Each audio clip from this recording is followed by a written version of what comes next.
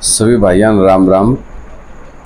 और भाई आज का फिर एक विचार मंथन करेंगे कि जितना धर्म के नाम पर गोरख धंधा भारत में होता है इतना शायद किसी देश में नहीं होता। सही कह रहा हूँ तो वीडियो जरूर सुनो और थोड़ा सा टाइम निकाल लिया करो परमपिता परमात्मा के लिए भी, कि जितना गोरख धंधा भारत में भगवान के नाम पर होता है शायद और कहीं नहीं होता। लेकिन पूरा भारत मूर्ति उपासक है। जो ओरिजिनल भारतवासी हैं वो सब मूर्ति पूजा करते हैं, लेकिन भारत शरण भी सबको दे देता है। धर्मनिरपेक्ष देश हुआ है आजकल, तो किसी भी धर्म में कोई अपेक्षा नहीं है। ऐसे ऐसे लोग आ गए हैं दुनिया में। लेकिन धर्म के बगैर तो धारणाएं नहीं होंगी, और धर्म में ही ताकत होती है। कहा जाता है माइट इज राइट। तो सबका क्राइटेरिया है इस दुनिया में कि भाई कौन धर्म का प्रचार करेगा और कौन धर्म का प्रचार नहीं करेगा। यहाँ किसी ने कोई सर्टिफिकेट लेने की ज़रूरत नहीं। कोई किसी भी ढंग तक भगवान का प्रचार प्रसार शुरू कर सके, कोई कम में भी कह सके, किसी के ऊपर कोई रोक टोक नहीं, सब स्वतंत्र हैं। हाँ, इतनी बात जरूर है कि 9 धर्म है, मठ पंथ संप्रदाय हैं, सब अपने न एक आप अपने धर्म ने एक दूसरे से श्रेष्ठ मानकर न लठ जरूर बजा ले हैं। कहते तो हैं कि वे सब एक परमपिता परमात्मा की संतान है, लेकिन यह सच्चाई तो नहीं रही। अगर एक के बच्चे होते तो आपस में लड़ना नहीं चाहिए। इसका मतलब एक तो है, लेकिन एक में तो है ये दुनिया भर के जो बैठ गए ना गद्दी गिर गिर के मेरे कैसे भगवान बनने के चक्कर में, अगर वो भगवान बन जाएंगे, सत्संग करेंगे और भगवान के नाम पर इतना रुपया इस दुनिया में है और को धंधा इस तो बढ़िया सही नहीं। भारत में भगवान के नाम पर कुछ भी ड्रामेबाजी करनी आती हो इस तो बढ़िया धंधा है नहीं। रुपया एक पैसा नहीं लग, दुनिया पा पकड़ा। वो बड़ बोला होना चाहिए, अच्छा बढ़िया बोला और अच्छा बढ़िया अपना कर, जानता कुछ ना हो। तो आज बैठे बैठे हुए दिमाग में आया कि वे भगवान तो है, इस बात को तो मना नहीं कर सकते कि भगवान नहीं है। तो ये खेल भी फिर भगवान ने बना रखा है। पर दिक्कत इस बात की है कि धंधा बना दिया। अब कोई किम में बैठ कर कह दो, और इतने धर्म ग्रंथ, एक गीता, फिर 4 वेद और पता नहीं 8 पुराण, 16 कितने शास्त्र, उपनिषद, शतपथ ब्राह्मण, और किक के पढ़े और किक के ना पढ़े आदमी पागल हो जाए। और वह पढ़ देते कि उनसे भगवान मिल जाएगा। जब उनमें किते उसका एड्रेस लिखे नहीं रखा और भगवान के नाम पर ऐसा भुंडा डरा कर रखा है दुनिया ने। कल परसों की एक वीडियो में किसी भाई ने नीचे कमेंट करा कि जनू भगवान का वो ठेकेदार लाग रहा है, भगवान उसके खुट्टे के बन रहा है। और इसी तरह तामस तोड़े हैं कि जनू बस हम हैं भगवान के ठेकेदार।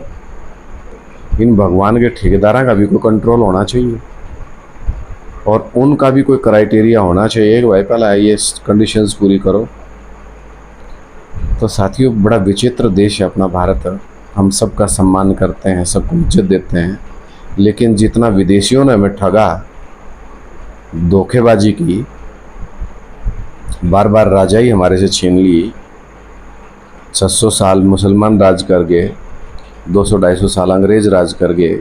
वो किस वजह से? हमारी बेवकूफ़ी की वजह से, कि हमें अन्याय सहन करने की सहन शक्ति बहुत है कि सुधर जाएंगे, लेकिन जब नहीं सुधरते हैं तो फिर क्या करना पड़ता? क्रांति होती है, आंदोलन होते हैं।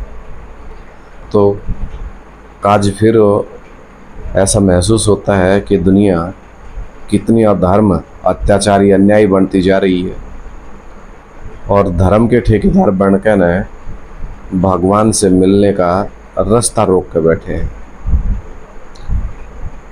अगर ऐसा सब कुछ ना होता तो शायद हम अपने सत्य कर्म को नहीं छोड़ते।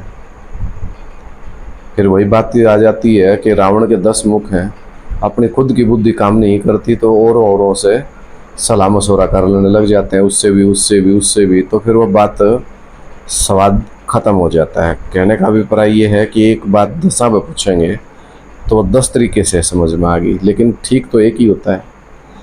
जब हम भारतवासी इस बात को जानते हैं कि भारत, भा माना ज्ञान की रोशनी और रत माना लगा हुआ, जो हमारे इस देश का, भारत देश का पिता है, इस देश का रचयिता है, इस दुनिया का रचयिता है, उसका मतलब ही है भा माना ज्ञान की रोशनी और रत माना लगे रहने वाला।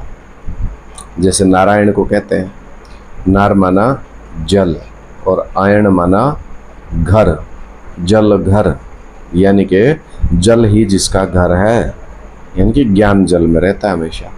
भारत कहो, नारायण कहो, सत्यनारायण कहो, भारत सचखंड है, भारत का विनाश कभी नहीं होता। दुनिया खत्म हो सकती है लेकिन ये भारत खत्म नहीं होगा। तो इसलिए कहा जाता है कि भारत सोने की चिड़िया था, लेकिन विदेशियों ने लूट लिया। विदेशियों ने लूटते लूटते क्या कर दिया, भारत को कंगाल बना दिया। आज की जो सरकारें हैं, प्रजातंत्र सरकारें हैं, क्या वो किसी को सुख शांति की दुनिया दे सकती हैं? लेकिन जैसा राजा वैसी प्रजा, जैसी सरकारें बन रही हैं, जैसा राजा बैठा है वैसी प्रजाएं बनती जा रही हैं। अपना घर भर लो, दूसरे का चाहे नाश हो जाओ। तो झूठ की दुनिया कब तक चलेगी? झूठ का सहारा ले लेकर के कब तक इस दुनिया को आगे बढ़ाते रहेंगे? झूठ के पैर नहीं होते, झूठ को भागना पड़ता है, आज नहीं तो कल। अब आप देखते हो कि कितने दुनिया में कितने तरह के योग सिखाए जाते हैं। कोई शरीर का योग सिखा रहा है, कोई आत्मा का योग सिखा रहा है, कोई भारत का प्राचीन योग का नाम लेकर के योग सिखा रहा है। तो इसलिए ये बात बुद्धि में चली है कि भारत में धर्म का गोरख धंधा जितना है और कहीं नहीं है, और विदेशों तक अपना फैला लेते हैं। तो आत्मा का योग तो वही सिखा पावेगा जो आत्मिक स्थिति में रहता हो, और यूँ नहीं कि 2 दिन तक 4 दिन तक। अब मैंने 12 साल हो लिए प्रैक्टिस करते हुए, क्या मिनट आत्मिक स्थिति में बैठ पाए? इतने बैठे हैं, बैठना तो पहला कुछ न कुछ दिमाग में XYZ बात आले हैं। तो अभ्यास है, नहीं तो कौन थे? अभ्यास करना पड़ेगा, प्रैक्टिस कर रहे हैं, ऐसा नहीं है कि नहीं करते हैं। लेकिन जितना समझ में आवा सारे भाइयों के साथ, हम हरियाणा के आदमी शेयर करके चलना है, एक दूसरे में बांट कर खाया करें। क्योंकि सत्यनारायण की, भगवान की कथा जो घर में होती हो तो यारे प्यारे रिश्तेदार सब ने बुला के इकट्ठे बैठ कर कराया करें अपने घर में। तो भाइयों, भगवान को जानने का ये एक महायोग बुद्धि में था, और 12 साल दिए हैं इस ज्ञान को सुनने में। जो जो कुछ करना चाहे, जिसके मन में जो उमंग उठा वो कर लेगा, लेकिन भगवान ने जरूर पकड़ के लाऊंगा और सबके बीच में बैठेंगे। तो मुझे भी एक जिज्ञासा है मिलने की, मिलेंगे तो सब तक मिलवाएंगे। तो यहाँ से एक बात और भी समझ में आई कि आज तो पहला दुनिया में जितने साधु सन्यासी जो तपस्या कर रहे थे हिमालय में बैठ कर न, तो उनने अगर मिला होता तो भाई अपने जरूर मिलवावे। अगर भाई के पास कोई चीज़ हो तो दूसरे भाई ने दे सके। अगर मेरे पास रुपया, हर को रुपया मांगा तो मैं रुपया दे सकूँ।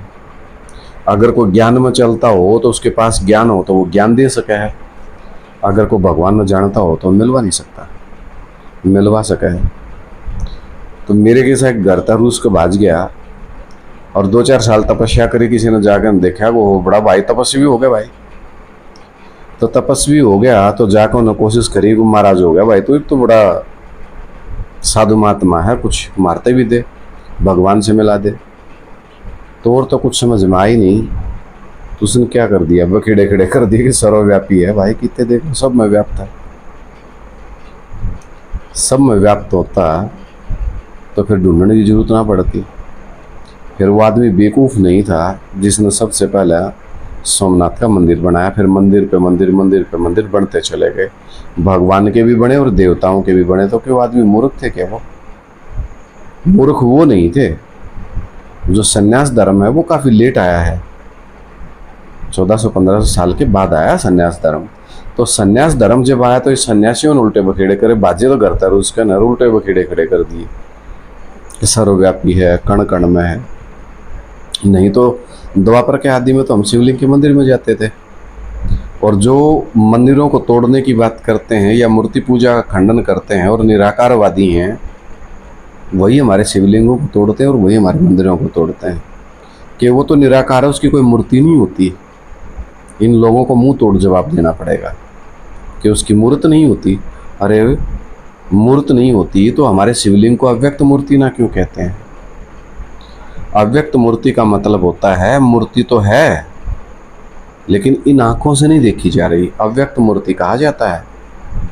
तो उन पाखंडियों को ये बताओ कि तुम्हारे पास वो दृष्टि नहीं है कि आप उसको इन आंखों से देख पाओ। फिर कहें हमने तो ज्ञान लिया, 20-30 साल ज्ञान में लगाए। यार ज्ञान में लगाने से कि इसका मतलब ये हो गया कि आप ज्ञानी हो गए? बात समझ की बात होती है। यूँ तो बड़े बड़े वेद शास्त्री इतने पोथी पदरे पढ़ कर मर गए, वो भगवान साबित हो गए। एक टांग पर साल साल भर जो साधु सन्यासी खड़ा रहता है वो भगवान हो गया, ये भगवान से मिल लिया। तो बात तो वही समझने की आ जाती है कि भाई धर्म का धंधा ना करो। अगर जिस भाई का भगवान प्रैक्टिकल में समझ में आ गया हो तो शाम ही बैठ कर मिलवाओ। और मेरे तो 90% के लगभग बात समझ में आ ली। जिस दिन मिलवाऊंगा अपने सारे भाइयों ने मिलवाऊंगा, क्योंकि इस ज्ञान में भगवान ने वरदान दे रखा है कि जिस परिवार का एक भी व्यक्ति भगवान के पास पहुंच गया उसका पूरा परिवार स्वर्ग में जरूर आवेगा। तो अपना भी भला और अपने परिवार का भी भला तो इसी बात ने क्यों चुका है? और भाई काम धंधे छोड़े, इतना कुछ कराया भगवान को प्राप्त करने के लिए। जब से ये आवाज़ सुनी कि वह भगवान आया है तो जीवन में जो लौकिक काम धंधे थे इतने थे, बहुत कुछ ख़त्म कर दिया, बहुत कुछ छोड़ दिया।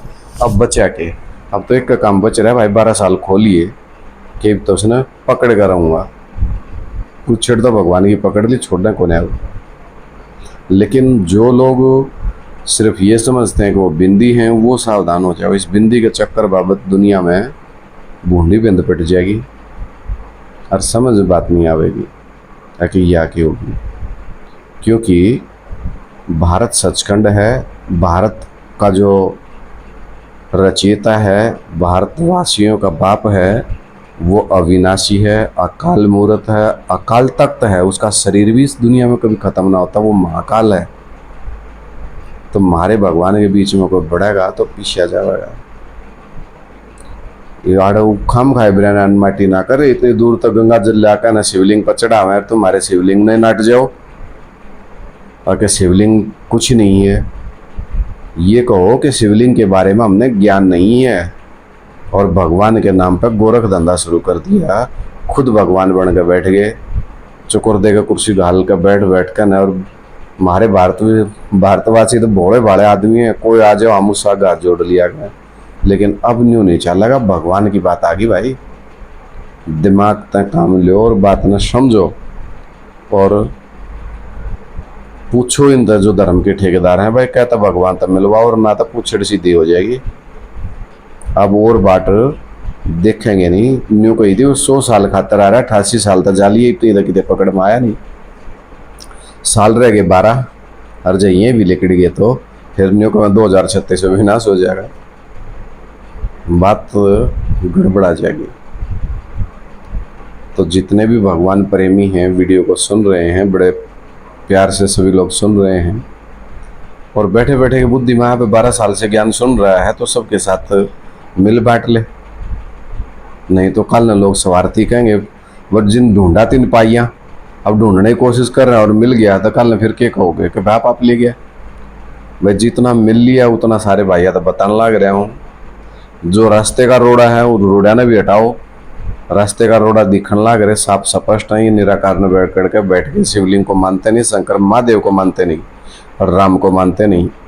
अगर कोई आवाज़ उठावे, कोई एंडी पाक है तो फिर वो दुर्योधन वाला काम है कि वैसे जड़ तक हट दो। वो बात हो जाएगी कि वो जो 5 पांडव थे वो तो धक्के खाते फिरे, जो सच्चे थे वो तो धक्के खाते फिरे और जो झूठे थे वो राज करें। क्या आप लोग भी यही चाहते हैं कि भाई झूठ का हौसला बुलंद और रावण राज्य कायम रहे? तो झूठ जो है वो आज नहीं तो कल भागेगी, उसके पैर नहीं होते और सच्चाई की जीत होगी। क्योंकि नारा भी लगाया जाता है धर्म की जय हो और धर्म का विनाश हो। तो हो सकता है टाइम आ गया हो इनका भी, क्योंकि हर धर्म की अपनी अलग अलग मान्यताएं हैं, लेकिन वो मान्यताएं न्यू निकल गई। कि हम इन देहधारियाँ चक्कर में फंस गए और भगवान का पंडा छोड़ दिया और गलत धारणाएं पकड़ ली कि कोई मनुष्य भगवान नहीं हो सकता, और मनुष्य भगवान ना होगा और गधे भगवान होंगे। और भगवान कौन होगा इस दुनिया में? इस दुनिया का बनाने वाला गधा होगा, जोटा होगा, आदमी तो होगा, बच्चे लोग लुगाई होंगे जब तो पैदा होंगे। तो ये शिवलिंग सबसे पहले आदिदेव महादेव की यादगार है। ये बात दुनिया ने समझा कर रहूँगा क्योंकि मेरे समझ में आ ली। तो भगवान जब आकर के पढ़ाते हैं तो उस चीज़ का खंडन कर दिया जाता है कि भगवान मनुष्य वेश में नहीं आते, वो तो बिंदी है। और आया भी तो चौथे बार मामा जाकर आया वो दादा लेखराज में। वारा ज्ञानी हो भाई, थारी भी मन्नत डराओ तेरा भगवान न्यू कर देगा, मेरा न्यू कर देगा, मेरा तो जो कराएगा कर लेगा। और तुम चौथे बार हम भगवान ने जाकर बताने ला रहे, सर्वव्यापी घोषित करने ला रहे, थारी पूछना पड़ेगा। थारा ऐसा डर लेकर गया वो, थारा तो भगवान कुछ ना, थारा तो घर की सरकार होगी, फिर जी करो जो कुछ कह दो, जो कहो तो तुम ठीक, वो तो ठड्डा बान सारी बात होगी भाई, जो तुम कह दो वही बात माननी पड़ेगी। दुनिया है ये, इस दुनिया में सत्य की जीत होगी। कोर्ट में भी गीता के ऊपर लिखा हुआ है, और सामने देखते हो ना कोर्ट पे, उस पर लिखा होता है सत्यमेव जयते, और गीता की कसम खाई जाती है कोर्ट में। तो सभी साथी जो वीडियो सुन रहे हैं वो भी कसम खावे हैं कि जब तक गीता का भगवान कौन इस बात को कन्फर्म ना कर लें और दुनिया के सामने साबित ना कर लें, तब तक इस ज्ञान विषय को आगे बढ़ाते रहेंगे। और समय देंगे आप वीडियो सुनने का भी और परमपिता परमात्मा के साकार स्वरूप को जानने का, कि इस दुनिया में वो विश्व पिता कौन है, कैसे है, उसको जानेंगे, पहचानेंगे, सारे भाई मिलेंगे और आगे बढ़ेंगे। आज के लिए इतना ही, और नीचे कमेंट करके बता दिया करो। बुराई करने वाले तो बहुत आते हैं कमेंट करने, बस इसे भाजे आए हैं जैसे भगवान के घर का राजा भगवान दो रहा है, ऐसे ऐसे डरावनी बात बतावे हर बेरा ना किए करेंगे मेरी गिले, ऐसा डरा कर रखे जन बहुत बड़ा गलत काम कर दिया मैंने। तो भाई डराओ मत, भगवान आया है, सबने समझाओ, कोई डरता कौन है कोई किसी से। और हम हरियाणा के, हम तो किसी क्यों रहना डरते काटे तक, हरियाणा का आदमी 100 कोस का एक वो है। तो डराओ मत, भगवान आया है तो समझाओ कि प्रैक्टिकल में वो परमपिता परमात्मा है कौन।